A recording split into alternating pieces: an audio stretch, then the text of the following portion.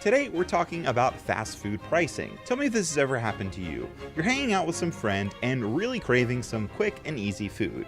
You pull into a place like McDonald's and place a simple order. Let's say 2 Big Macs, box of chicken nuggets, 2 large fries, and 2 drinks. You arrive at the window and the cashier looks at you and says, Let's guess this. And the cashier looks at you. How much is it? A Big Mac, chicken nuggets, and fry? Is there a drink? I'm going to guess $7 on the Big Mac. Well, if they did it as a meal, I'm going to guess 15 plus 5. I'm going to guess it's 20 plus tax, 22. You arrive at the window and the cashier looks at you and says, your total is $36. No. Now, some California. people would probably eat their meals and move on with their lives, but if you're like me, this interaction might get you thinking, how the was my total $36? Well, if this or something like this has... Because you're a liar. You got a Frosty. How the was my total 30? Would probably eat their meals and move Oh, on with frappy. their lives, but if you're like me, this interaction might get you thinking, how the was my total $36? Well, if this or something like this has happened to you, you are not alone. I'm here for you. Come here. Come on. Closer. We can get Love your through this editing. together. As a consumer, you have the right to understand why your dollar doesn't stretch as far as it used to. How did fast food, the one thing that was supposed to be affordable, become so expensive? Why did this happen? Who's to blame? What happened to the dollar menu? And what's going on with celebrity meal deals, fast food apps, and more? When I worked at Pizza Hut growing up, Jessica Simpson did a Pizza Hut ad commercial.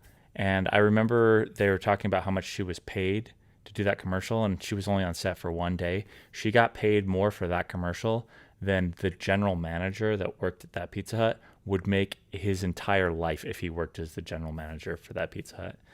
So it was pretty, I think he would have had to work for like 4 or 5 lifetimes as a general manager at a Pizza Hut to make what she made in 1 day doing a commercial for Pizza Hut. It was kind of gross, actually. Let's dive in. In the late 1980s, fast food restaurants like Wendy's and Burger King introduced a groundbreaking idea that would forever change the industry: the dollar menu. Wendy's launched a super value meal with items priced at just 99 cents each. Soon after, Burger King followed with the 99-cent Great Taste menu, where you could get a Whopper for, no joke, 99 cents. The strategy was simple: give customers more for less. It allowed people to enjoy a variety of foods without breaking the bank. The concept was a hit, and by 2002, McDonald's introduced its own game-changing dollar menu, featuring items like the McChicken and the McValue fries, both for just $1 each. With just a few dollars, you could eat like a king.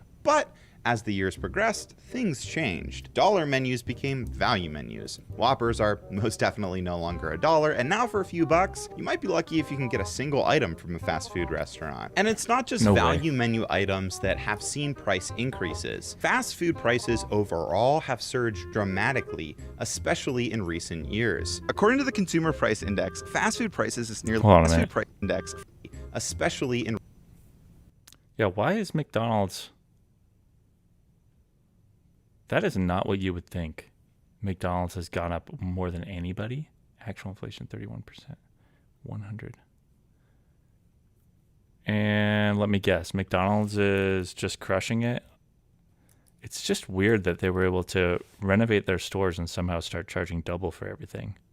In recent years. According to the Consumer Price Index, fast food prices has nearly risen 28% from 2019 to 2023. Specifically, McDonald's has increased its prices by more than 100% over the past decade, which is 3 times the rate of inflation. And it's not just a few fast food places. Popeyes, Arby's, and even Burger King have raised prices beyond the point of inflation. If you really want to see a big difference, take a look at this menu from McDonald's in 1999 and compare it to the current menu. Look at this, it's insane. We are now at the point where prices have increased $2.99?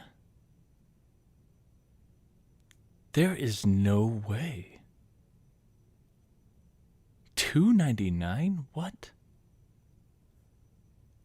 What year is this? and compare it to the current menu. Look at this, it's insane. Take a look at this menu from McDonald's in 1999 and compare it to Holy the current menu. crap. Look at this. It's insane. We are now at the point where prices have increased so That's much 4x. that nearly 80% of Americans say fast food is now a luxury because it's so expensive. That's right, a luxury. You heard it first here. If your significant other takes you out on a date to get fast food, that counts as a luxurious dining experience. Now sure, it's common for the prices of consumer goods to increase over time. That's how inflation works. With inflation, the cost of things like raw ingredients and transportation go up. Aside from Arizona iced teas, nearly everything eventually rises in price. But typically, these increases are gradual, nothing this drastic. So why is fast food so much more expensive past the point of inflation? Now, the obvious reason that everyone likes to point to is rising wages. Joining me now is Fat Brands. I don't think so at all. I mean, they've automated a lot of stuff. Shouldn't the free market get to work? Shouldn't it be making things more efficient at these restaurants? Their margins should be increasing Brands every chairman year. and founder and former Fatburger CEO Andy Wiederhorn. Increasing hourly wages for fast food workers. What kind of an impact has that had on your business? Well, someone's going to pay for it. Prices are going to go up. The wage pressure is going to drive prices up. Burgers go up by 50 cents or $1. You're going to see pizza go up. It's just expensive. A man named Andrew Wiederhorn, a former Portland business whiz kid, now indicted in California for allegedly taking $47 million out of companies that he controlled. The indictment alleges Wiederhorn and his family used the money for their personal benefit, including private jet travel, vacations, a Rolls-Royce Phantom, other luxury automobiles, jewelry, and even a piano. Well, someone's going to pay for it. Many people argue that rising wages are the factor for driving up prices, but I don't think that fully paints the whole picture. For example, McDonald's workers in Denmark make more than $20 an hour, yet their Big Macs, on average, are 3 cents cheaper than in the US. So despite higher wages, their Big Macs actually cost less. If you look hard enough, you can find plenty of these I wonder what their marketing budget is like in Denmark, though. examples So I wonder across if the it's world, different there. and even in the US, where despite higher wages, prices are the same or lower. On top of all this, there have been many studies that have found that increasing the minimum wage at places like fast food restaurants or even supermarkets doesn't increase prices. The University of Washington completed a study that found despite Seattle's minimum wage hike, it didn't boost supermarket prices. So I don't really think it's fair to blame fast food price increases on rising wages. In fact, I kind of think that's a cop-out. Fast food pricing isn't limited to one variable. Multiple things have impacted pricing over the last 5 years. And I feel like I'm going crazy here because almost no one is talking about the other more significant parts of this puzzle, like companies running inefficiently, businesses blowing money on ludicrous things, and massive corporate leadership failure. For example, in 2019, Chris Kazemski became CEO of McDonald's. Unlike many of his predecessors who rose through the company ranks, Chris spent most of his career outside of McDonald's, with roles at Procter & Gamble and PepsiCo, before joining in 2015. This background is quite So it looks like McDonald's spent $648 million on advertising in the United States alone, which was a slight increase from 2022.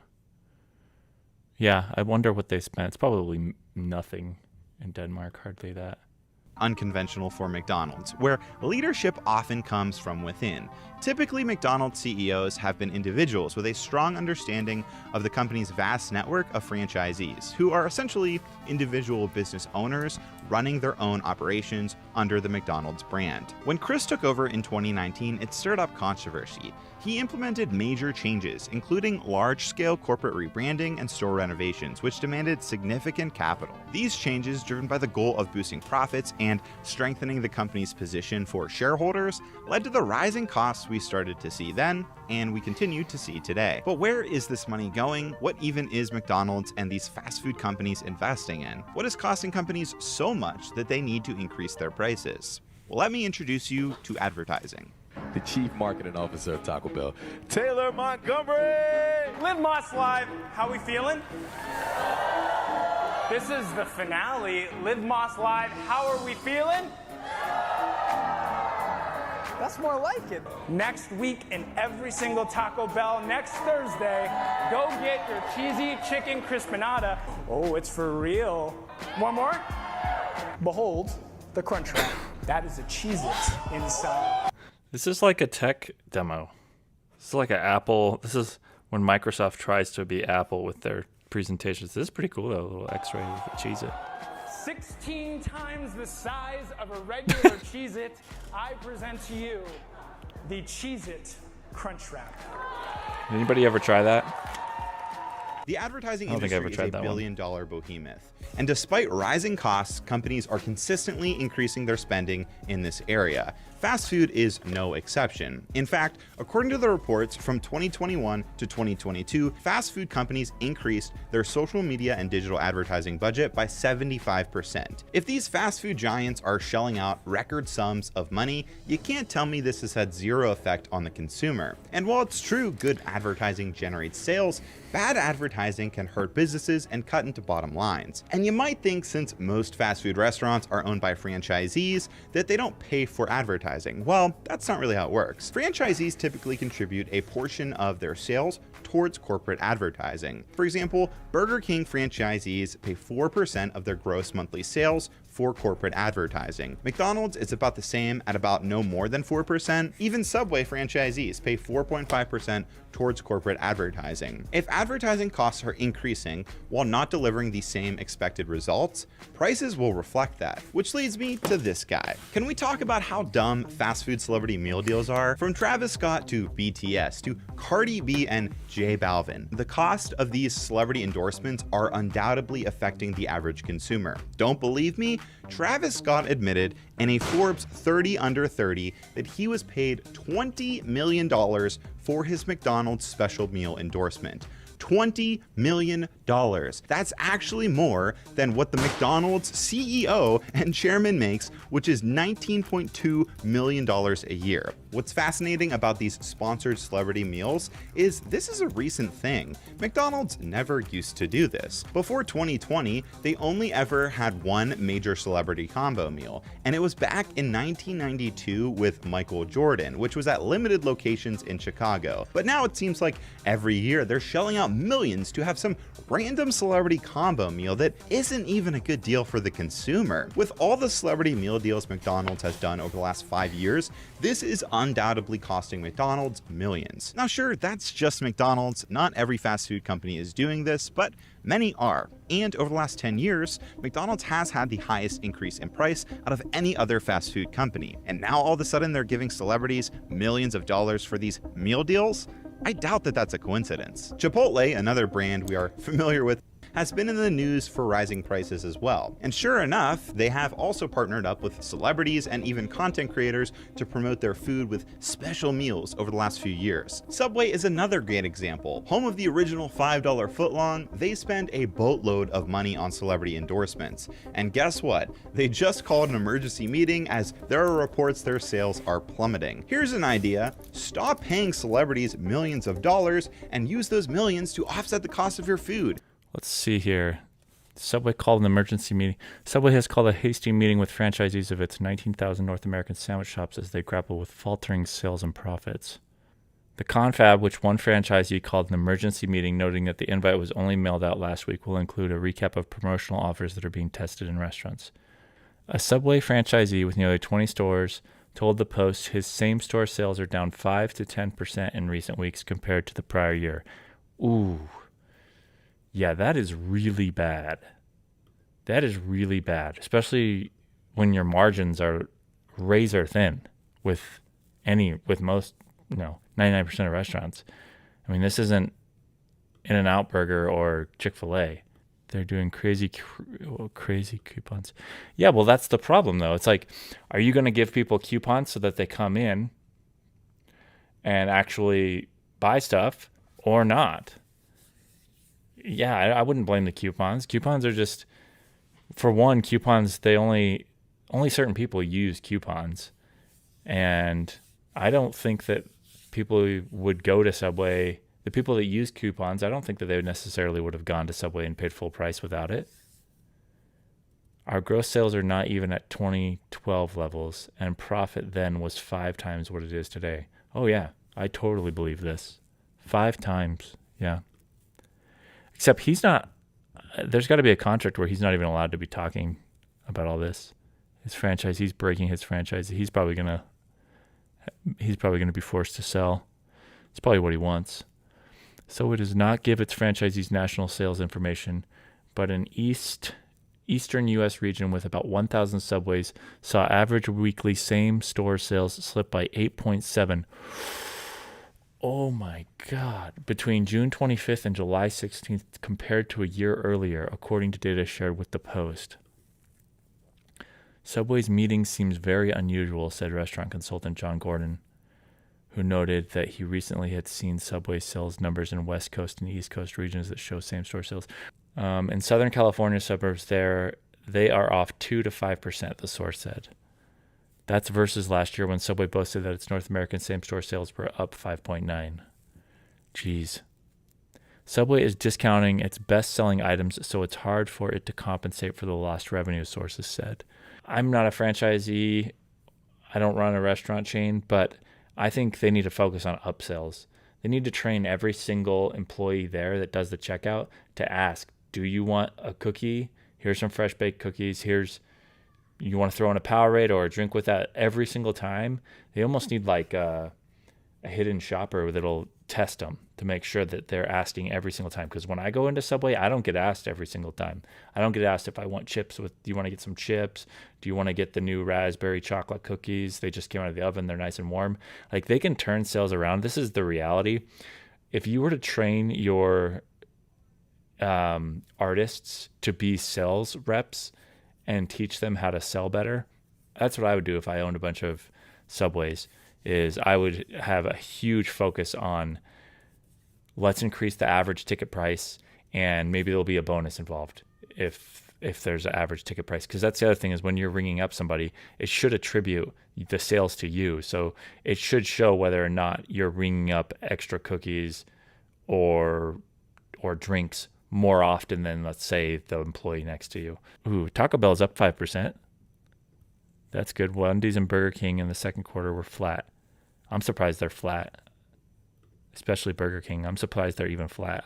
I thought they'd be down. Yes, from a business standpoint, a good advertisement can definitely pay off. However, from a consumer standpoint, I'd much rather get my food cheaper, even slightly cheaper, than get a special sauce from Sweetie. But it's not just record high advertising increasing food prices. Another large driver is the way we order food. We have to talk about food apps. Companies are pouring millions of dollars in their food apps. Wendy's, for example, plans to invest $35 million this year into their mobile and digital menu experiences. Just this past year, Burger King allocated $250 million towards a royal reset, with an additional $150 million to enhancing Burger King's mobile app. And in theory, I think investing in technology for these food apps is a good idea. People want easier ways to order food, organize their coupons, and have cool reward point systems. However, we can't deny that it's coming at a cost. McDonald's sales fell globally for the first time in more than 3 years last month. And as I mentioned, Subway recently had an emergency meeting about their sharp decline in sales. Interestingly, some fast food and fast casual restaurants are actually using this as an opportunity. Some companies are listening to consumer complaints and lowering their prices. Chili's, for example, reported a 15% increase in their sales thanks to their new 3-for-a-meal promotion, which offers customers a drink, entree, and appetizer all for just $11. The concept originated because Chili's was actually tracking social media conversations and noticed that many people were frustrated by the recent rise in fast food prices. It's amazing what happens when brands actually listen to their customers. And I don't know about you, but I think the lesson here is clear. If you have a complaint, don't be afraid to voice it. If you're noticing fast food prices are skyrocketing, consider checking out local restaurants or even cooking at home more often. A year ago, I lived in Tampa, Florida, and during that time, I didn't eat at McDonald's once. There were a few reasons for that, but primarily because there were so many good local restaurants around there that I really didn't want to eat fast food. But when I moved back to PA last fall, not gonna lie, I was craving it one day, so I pulled into McDonald's, saw their prices, and I'm not kidding, I pulled off. Many people have done the same, and sure enough, McDonald's is feeling that impact. So yes, your voice matters, no matter how small.